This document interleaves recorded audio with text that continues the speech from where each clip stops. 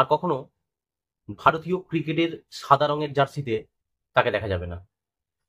আর কখনো টেস্ট ক্রিকেটে সেই যে আগ্রাসন, অস্ট্রেলিয়ায় গিয়ে অস্ট্রেলিয়ার চোখে চোখ রেখে কথা বলা, অস্ট্রেলিয়ার প্রত্যেকটা স্লেজিং এর উত্তর দেওয়া এবং পাল্টা অস্ট্রেলিয়ান প্লেয়ারদের স্লেজিং করা, এটা কিন্তু ভারতীয় ক্রিকেটে প্রথম যিনি করেছিলেন তার নামে বিরাট কোহলি।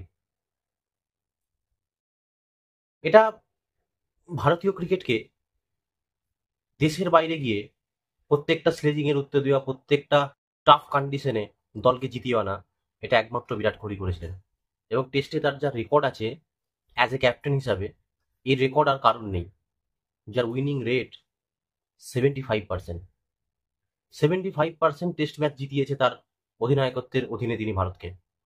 সেই বিরাট কোহলি টেস্ট থেকে অবসর নিলেন, এটা একদমই কাঙ্ক্ষিত ছিল না। কদিন থেকেই একটা গুজব তৈরি হয়েছিল, তবু মনে শেষ সান্ত্বনা ছিল।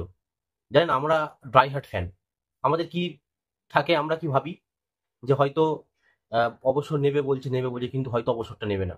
হয়তো গুজব, হয়তো সোশ্যাল মিডিয়ার বিভিন্ন প্ল্যাটফর্মে অনেক বুজরুকি কথা হয়, ভাবছিলাম হয়তো সেরকমই কিছু একটা। কিন্তু ভেতরে ভিতরে মানুষটা যে মানসিক প্রস্তুতি নিয়েছেন যে টেস্ট ক্রিকেটকে তার বিদায় জানাতে হবে, নতুন তরুণ প্রজন্মের প্লেয়ারদের সুযোগ দিতে হবে এবং তার যে 4 নম্বর জায়গা, সেই জায়গাটা ছাড়তে হবে, সেটা কিন্তু মানুষটা বুঝে নিয়েছে। এবং তিনি বিরাট কোহলি, তিনি ভালো বুঝেন যে কখন দল ছাড়তে হবে, কখন ক্রিকেট থেকে অবসর নিতে হবে। এবং বিশ্বকাপের পরে টি-20 ক্রিকেট থেকে অবসর নেওয়া, এবং আমরা সবাই ভেবেছিলাম যে সাদা রঙের জার্সিতে বা ব্লু রঙের জার্সিতে আমরা তাকে দেখতে পাবো, কিন্তু এইভাবে সবাইকে অবাক করে দিয়ে এত তাড়াতাড়ি টেস্ট ক্রিকেট থেকে চলে যাওয়াটা, এটা সত্যি বলছি খুব একটা, বিরাট কোহলির ফ্যান বলুন বা গোটা বিশ্বে যার ফ্যান রয়েছে তাদের পক্ষে এটা মেনে নেওয়া খুব কঠিন। বিরাট কোহলি এমন একজন ক্রিকেটার, শুধু ভারতবর্ষ নয়, ভারতবর্ষের বাইরে তার লক্ষ কোটি ফ্যান রয়েছে, তার মধ্য দিয়ে ভারতকে অনেকে চিনেছে। ক্রিকেট খেলা অনেকে দেখতে শুরু করেছে কেবলমাত্র বিরাট কোহলির জন্য। সেই বিরাট কোহলি ভারতীয় ক্রিকেটের, ভারতীয় টেস্ট ক্রিকেটকে বিদায় জানালেন। বিরাট কোহলি ছাড়া টেস্ট ক্রিকেট সম্ভব, এটা ভাবতেই কেমন লাগছে। অনেক মানুষ হয়তো টেস্ট খেলা বন্ধ করে দেবে দেখা। বিরাট কোহলির ব্যাটিং দেখার জন্য কিছুদিন আগে একটা রঞ্জি ম্যাচে দেখেছিলাম যে বিরাট কোহলির ব্যাটিং দেখার জন্য গোটা রঞ্জি মাঠের গ্যালারি পুরো ভর্তি, যেটা কখনো হয়নি।